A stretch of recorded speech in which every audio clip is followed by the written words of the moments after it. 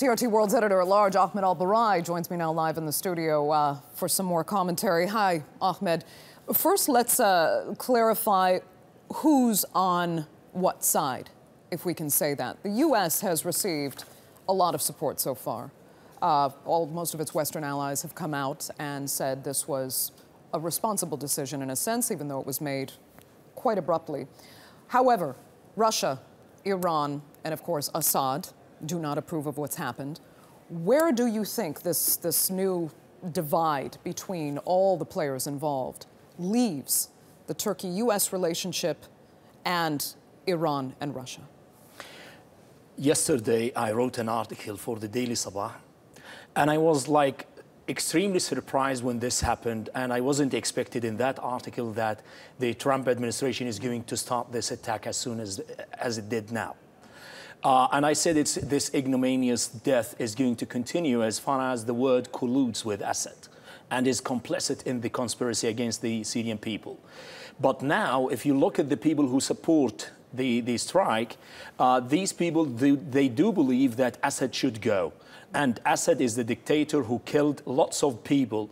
And those who are against the move, those who still believe that Assad is the legitimate representative, he is the legitimate government in Syria, and he should be negotiated, and we could. Now, why was I surprised? Simply because Trump himself was believed in this. He believed that my fight is against ISIS. My priority is ISIS, not Assad. But when he did that, you know, I was shocked because by a way or another, he doesn't want to offend the Russians. He doesn't also imagine that there are some experts, consultants, Russian consultants in that place, how he's going to react now, or how the situation is going to evolve. That's why I was a little bit not imagining that the man is speaking loud words, but the actions are not going to be translated as soon as he did on the ground. It all kind of seems convoluted at this point, and it doesn't help that Trump can be a rather unpredictable figure. So what do you think the strategy is going forward? Or let me phrase it this way. Do you consider this now part of a new strategy?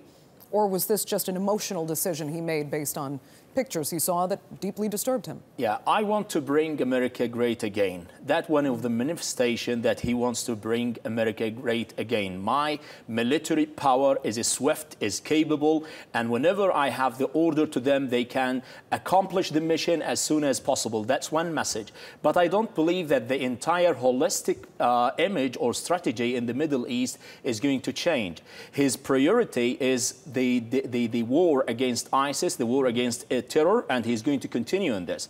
And you just pay attention to the presidents he received in the White House, starting from Netanyahu, then Sisi of Egypt, then King Abdullah of Jordan, and all of them he was speaking about the war against terrorism. So he's going to have a swift and a very landscape victory against the ISIS militants. But in the meanwhile, he wouldn't accept these kind of irrational, reckless moves from Assad. This kind of atrocity using chemical weapons while the international community is watching, nobody is going to accept that you have a fight against ISIS while the man, the terrorist, the state terror is on there. He's killing people with this chemical weapons, with the sarin gas, and everybody knows it doesn't need to be proven for the legality. I heard some people speaking about the legality of the operation. You all know that it's only Assad who has this sophisticated kind of technology, this sophisticated kind of weapons, and he's the one who looted them. It's unequivocally, irrefutably, nobody can discuss this. So he should have a lesson as soon as possible, and that's what Trump did. As you say that, though, Ahmed, an investigation is underway because no one can confirm where this chemical gas was spread from. Yeah. So, okay, go ahead. Just let's remind, it's worthy to take into account what happened in 2013. The inspectors were in the capital city, in Damascus, when Assad started that on the eastern Ghouta, and he killed hundreds of people.